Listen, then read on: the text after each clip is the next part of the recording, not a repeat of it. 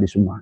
Jadi coba kalau Anda berpikir tentang khilafah, sungguh aneh karena bangsa ini didirikan ada satu nusa, satu bangsa, satu bahasa, didirikan oleh orang-orang pemuda-pemuda, putra-putri Indonesia dari berbagai suku, suku bahasa dan agama. Kalau Anda jadikan agama ini khilafah, berarti begitu ini berdiri khilafah akan perang kita dengan Jawa, dengan Bali, karena mereka Hindu tadi semua. Kita akan perang Sulawesi, kemudian dengan Sulawesi sebelahnya, satu Islam, akan perang NTB dengan NTT, satu Islam, satu Kristen. Dan tidak bisa, karena semua berdiri di tanah ini adalah punya jasa, dan mereka semua ya. Maka Habib Rizik mengatakan adalah gunakan HP untuk memfitnah orang-orang yang tidak sejalan dengan dirinya.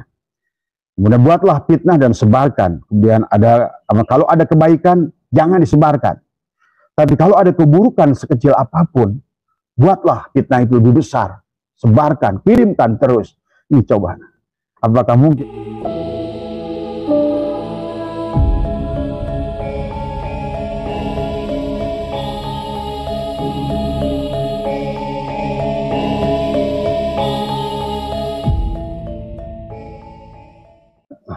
Dimanapun berada, semoga semuanya senantiasa ada dalam kebahagiaan.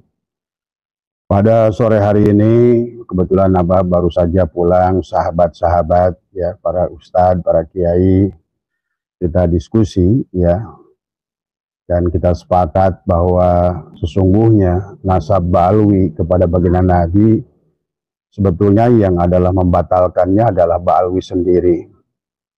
Maka oleh karena itu, sahabat, saya mengajak kepada siapapun dan dimanapun, marilah kita senantiasa menjaga keademan, ya, kita jaga persatuan dan persatuan.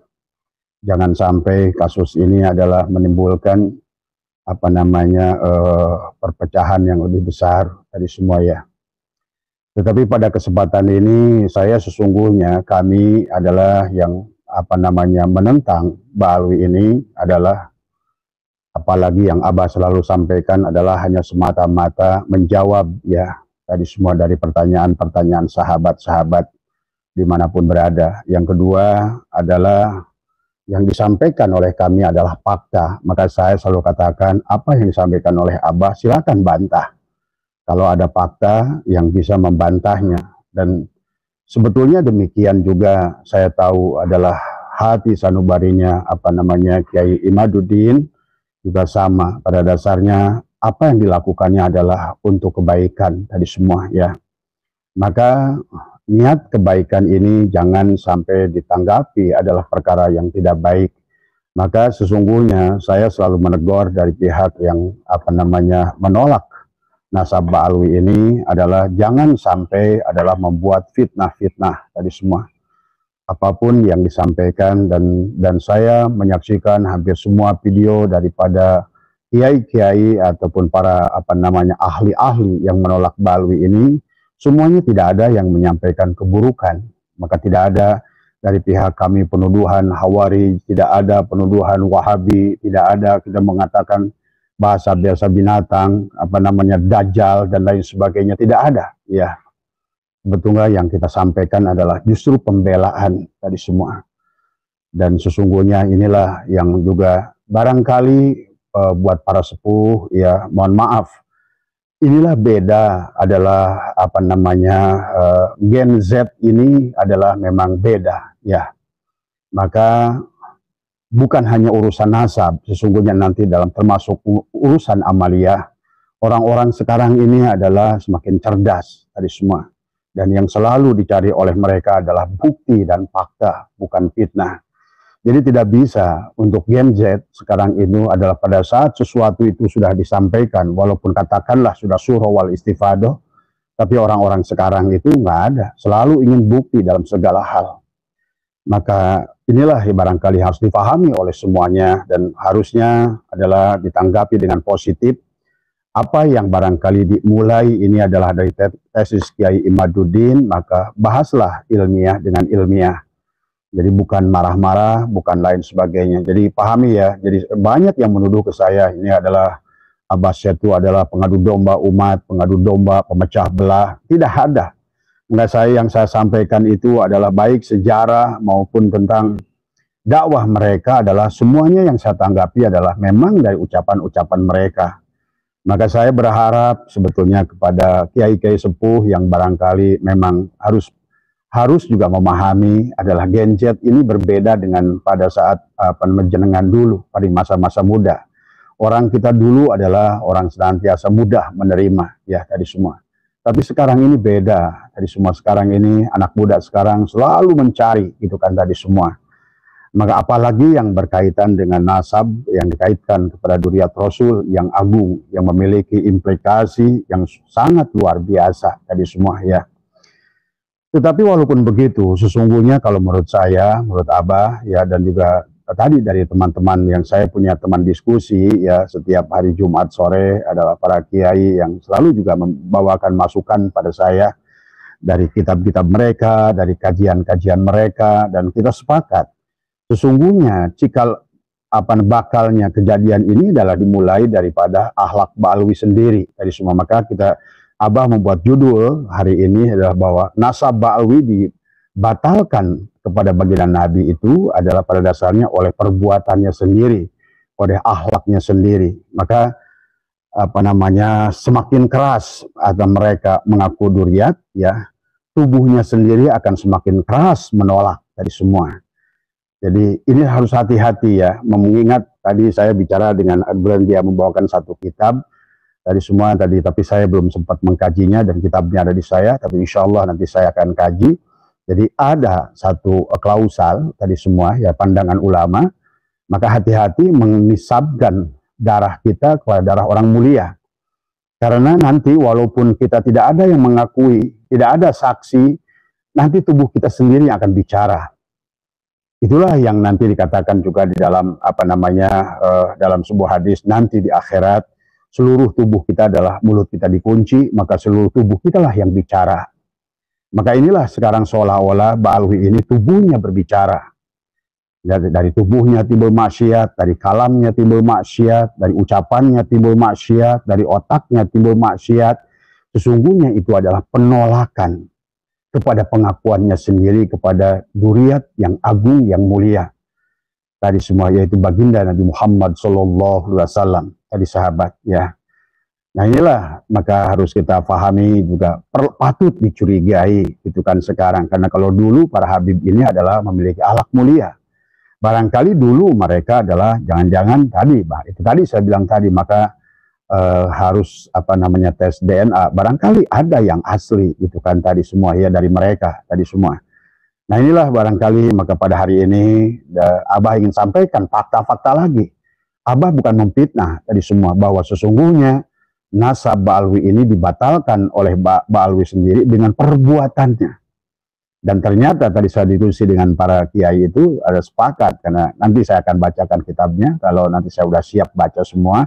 Natijahnya saya udah ketemu gitu kan tadi. Ternyata sebagian kecil itu yang saya tangkap bahwa pada dasarnya pada saat seseorang menisbatkan adalah darahnya kepada seseorang yang mulia, walaupun tidak ada yang membantahnya, dia sendiri yang akan mulutnya adalah dirinya akan membatalkannya tadi semua dengan ucapannya, dengan perbuatannya, dengan sikapnya yang sesungguhnya dia itu sedang memberitakan tubuhnya menolak keberadaan nasabnya itu sendiri. Contoh ya, jadi yang pertama adalah bisa dengan perbuatan maksiat, muncul pada tubuhnya adalah perbuatan maksiat. Sudah banyak kasus, maaf ya, ini bukan fitnah, juga adalah mungkin di Cianjur, mungkin di Cirebon, Habib Yahya, maaf, sampai dengan menurut akal logika itu adalah tidak masuk akal. Seorang habaib, ngaku habaib, kemudian dia punya jemaah, sampai jemaahnya itu maaf sekali, ini juga bukan, ini hanya untuk menyatakan dari apa yang saya katakan tadi, bahwa Ba'alwi itu membatalkan nasabnya sendiri dengan tubuhnya, dengan perbuatannya, dengan ucapannya, dengan pemikirannya tadi semua ya. Ini hanya contoh saja, contoh kecil ya tadi semua. Tapi kenyataannya ini adalah, maka saya tidak setuju bahwa kasus ini adalah oknum tadi semua, karena hampir memiliki kesamaan tadi semua ya. Nah ini satu adalah contoh adalah perbuatan, dengan perbuatan muncul perbuatan maksiat pada tubuhnya. Dan ini banyak lah dulu ya, mungkin Habib RS dengan Firja Hussein dan lain sebagainya. Kemudian sekarang Habib Toha bin Yahya sampai meniduri jamaahnya. Bayangkan, di sejadah di majelisnya sendiri. Ini di luar nalar. Saya tidak melihat kambing pun demikian. Ya, saya tidak pernah melihat barangkali tadi semua ya. Ini semua ini. Kemudian Habib Aceh Ali Jindan. Kita tahu ya dari karena sekarang banyak dari ucapan mantan istrinya yang bicara di sana di sini, dan dia mengakui dia bilang lebih dari selusin wanita-wanita ada yang nggak dinikahi, yang ada dijanjikan, kemudian ajak di hotel, ditiduri, dan lain sebagainya. Inilah, padahal Ali Jindan itu banyak ceramahnya. Walaupun kau berkata Islam, tapi tubuhmu adalah tidak Islami. Tadi semua ya. Ini sebetulnya yang harus dipahami oleh sahabat-sahabat pendukungnya. Abah nggak apa-apa dimaki oleh kalian. Yang kalian belum paham, nggak apa-apa. Abah nggak ada masalah. Tadi semua ya. Tadi semua ya, Abah bahagia saja. Tadi ada masalah. Karena yang Abah ingin sampaikan ini adalah fakta-fakta yang harus kita adalah belajar untuk cerdas memahami tentang keadaan ini. Tadi semua ya. Kemudian dengan ucapannya. Banyak Habib Rizik itu adalah dengan ucapan-ucapannya yang luar biasa. Sehingga dulu menghina ulama NU adalah karena memang Habib Rizik itu adalah dari PAM Swakarsanya Pak Harto yang dibentuk menjadi FPI. Di awal memang saat itu Gus Dur lagi kuat akan menghalangi Gus Hasan untuk menjadi ketua PBNU. Seolah-olah pesan istana saat itu Gus Dur itu mati atau hidup tadi semua. Maka disitulah mulai perseteruan antara Gus Dur dengan Habib Rizik. Tapi sesungguhnya desainnya adalah di belakang dari semua. Tapi inilah juga yang saya harus katakan, ulama yang sesungguhnya ulama. Maka kenapa katakan al-ulama innama yasyallah min ibadil ulama. Ulama yang sesungguhnya adalah yang takut pada Allah. Dia nggak takut dengan Pak Harto. Dia nggak takut dengan Habib Rizik. Maka sekarang ulama-ulama NU yang justru sebaliknya tadi semua ya berpihak kepada Habib Rizik, kepada Habib Alawiyah, ini sungguh aneh sesungguhnya. Saya pertanyakan tentang keulamaannya tadi semua. Apalagi nanti saya live nanti malam bicara tentang kebangsaannya. Karena masalahnya sekarang ini bukan hanya mereka adalah karena mengaku Duriat ini, kalau menurut Abbas setelah diselidiki sejarahnya adalah sebetulnya adalah nanti ke depannya planning jangka panjangnya adalah penguasaan bangsa ini sebenarnya. Kalau kita pahami satu step demi step ya. Dan sangat terstruktur dan masif tadi semua ya. Nah inilah termasuk Habib Rizik mengatakan Gus Dur adalah buta mata, buta hati. Allahu Akbar tadi semua. Dan inilah ya yang harus juga kalau para orang-orang Indonesia yang justru malah membela mereka itu kalau menurut saya aneh. Tapi saya tidak menyalahkan kalian. Silahkan, itu hak kalian tadi semua. Cuma bagi kita pun adalah sama. Dan makanya sebenarnya kalau Habib-Habib ini mau tes DNA, sudah selesai sebetulnya, biar cepat. Mereka nggak mau tes DNA, sahabatku, karena tahu mereka itu sebetulnya bukan. Ya. Dan pada dasarnya kalau mereka itu adalah Duriat, apa yang harus ditakutkan? Toh saya ini asli tadi semua. Sama ketika Anda membawa emas ke toko, Anda tahu itu asli, kenapa Anda takut tadi semua dengan mengetes emas itu kadarnya tadi semua ya. Tapi kalau mengaku-ngaku emas, tapi ternyata besi yang berkarat, ini tadi saya bilang tadi, kau 1000 kali mengaku emas, ternyata adalah besi yang digalvanis, muncullah karat. Nah inilah, karat inilah perkataan yang buruk itu seumpama karat. Perbuatan yang buruk adalah seumpama karat. Dan saya melihat tadi semua baik dari yang paling lembutnya maupun sang bawah, itu punya karakter yang sama. Ya. Nah inilah yang harus dipahami oleh semua, tadi semua sahabat-sahabat semua. Lihat dengan yang kedua adalah Habib Rizik itu, si Habib itu kalau menurut saya RS ini sangat licik tadi semua ya. Yang selalu mengadu domba umat tadi semua. Padahal dia adalah hanya hamba politik yang selalu digunakan. Lihat dalam pilkada gubernur DKI, dalam pilpres, dalam apa. Ini sebenarnya juga harus dipahami oleh kalian semua ya.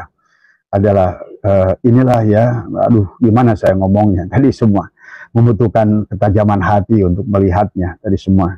Kemudian lihat dari liciknya Habib Rizik, dia berkata gunakan HP untuk memfitnah. Karena pada saat kita tidak menguasai TV mainstream, kayak TV One, kayak TV Metro dan lain sebagainya, dia bilang gunakan HP-mu tadi semua ya untuk memfitnah, kemudian sebarkan, luaskan, ulang-ulang tadi semua. Kemudian kalau ada kebaikan dari orang-orang, kemudian inilah apa namanya, gunakan HP untuk memfitnah lawan politiknya atau yang tidak searah dengan perjuangan Habib Rizik tadi semua ya. Karena kita tahu bahwa Habib Rizik ini kenapa berkelompok tuh orang-orangnya Anda bisa sebutkan lah, tahu semua ya, yang punya hajat untuk khilafah di Indonesia.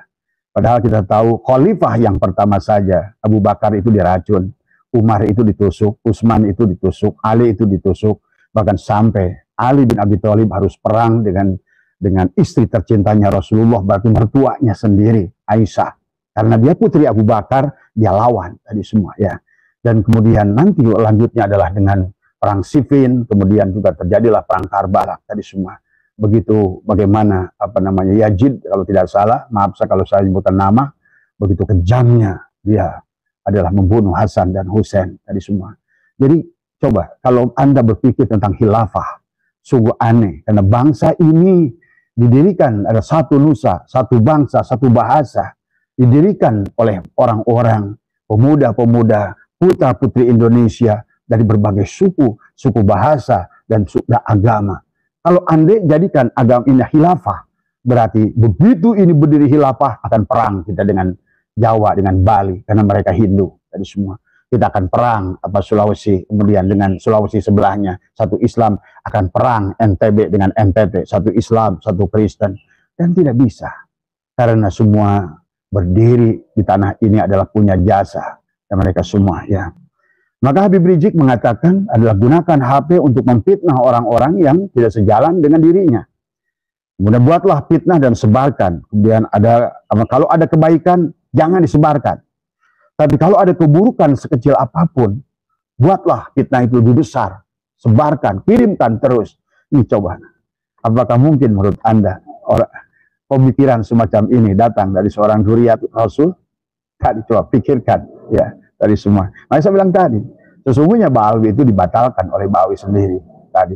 1000 kali dia mengatakan saya manusia, tapi giginya penuh dengan darah pampir. Ya nggak bisa. Tadi semua. Ya. Jadi kalau seandainya mungkin kayak Habib-Habib dulu yang begitu baik, yang begitu soleh, berilmu, ya makanya adem ayem aja sebetulnya tadi semua ya. Dan inilah yang harus difahami oleh juga para muhibbinnya tadi semua. Jadi jangan samakan, ini udah beda kalau menurut saya sangat jauh berbeda. Saya juga baca kitab-kitab habaib tadi semua ya. Tadi semua. Jadi kalau menurut saya sangat jauh. Ini yang harus ditanyakan. Maka disinilah karena tadi ibaratkan besi ngaku emas, kemudian tumbuh karat, ya wajib dites ulang tadi semua ya. Dan inilah yang harus difahami. Kemudian RS mengatakan lagi kalau ada gelar kehormatan, gelar akademik, apakah doktor, profesor, kiai, jangan disebutkan biar mereka kelihatan orang bodoh. Ini licik ini semua tadi semua ya. Kalau ada kesalahan kecil, besarkan tadi semua. Kalau ada persoalan besar, viralkan tadi semua.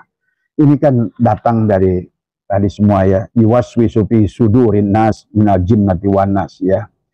Kemudian apa namanya juga dengan ucapan Habib Rizik yang mengajak perang tadi semua. Ayo perang tadi semua ya. Ingat ngajak perang kepada umat Nabi Muhammad. Bukankah kita berkata kalau memang Anda dzurriyyat tadi semua harusnya adalah bagaimana mengayu wahai tadi semua bangsa Indonesia, kamu percaya kepada saya boleh, nggak percaya kepada saya boleh. Tetapi saya ingin selalu mengajak kebaikan pada kalian. Maka saya adalah hanya ingin mendakwah pada kalian tadi semua. Coba, kalau bisa begitu tadi semua. Ini bukan sebaliknya. Tadi, bagaimana Habib Rizik mengajak perang. Asah golok, asah badik, asah parang. Ini sebenarnya udah masuk kepada KUHP. Ini adalah ngajak perang, ini makar sebetulnya.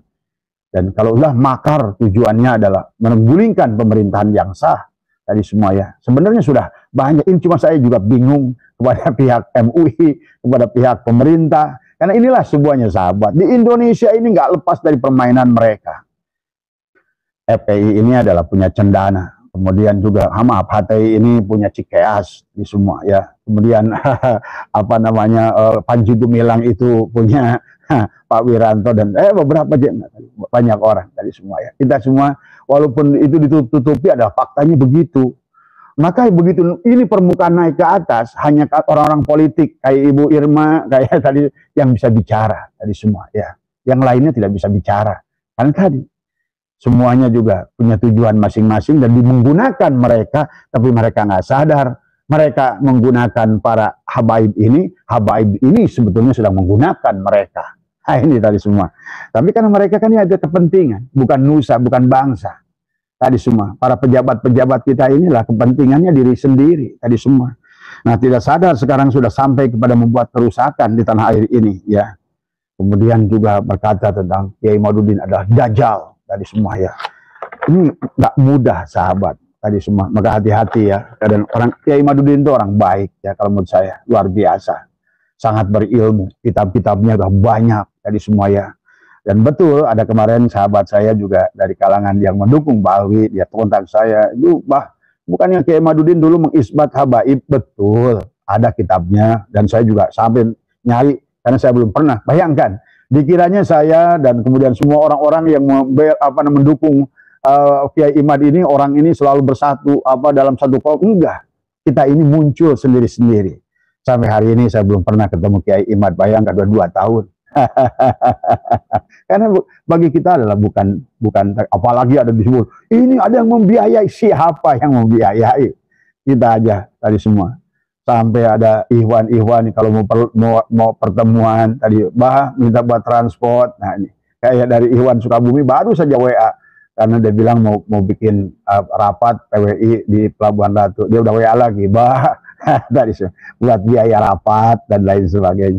Ini benar-benar semuanya adalah murni dari hati sanubari, menghendaki bahwa kedamaian untuk bangsa ini, menghendaki Islam akan kembali kepada terarah. Kalau dulu mereka ulama-ulama itu, mereka para habaib itu memang berdakwah, dakwahnya juga nyata dan lain sebagainya. Tapi yang sekarang ini yang didakwahkan oleh mereka karena mereka jahil, karena tadi mereka tuh sudah punya anggapan tadi salah menafsirkan ayat Al-Quran bahwa mengatakan bahwa nasab lebih utama dari ilmu. Ini sudah inilah yang membuat mereka tidak mau mencari ilmu. Akhirnya begitu kasus ini ada, ya akhirnya meminta orang-orang ulama-ulama yang ada yang masih membela mereka tadi semua.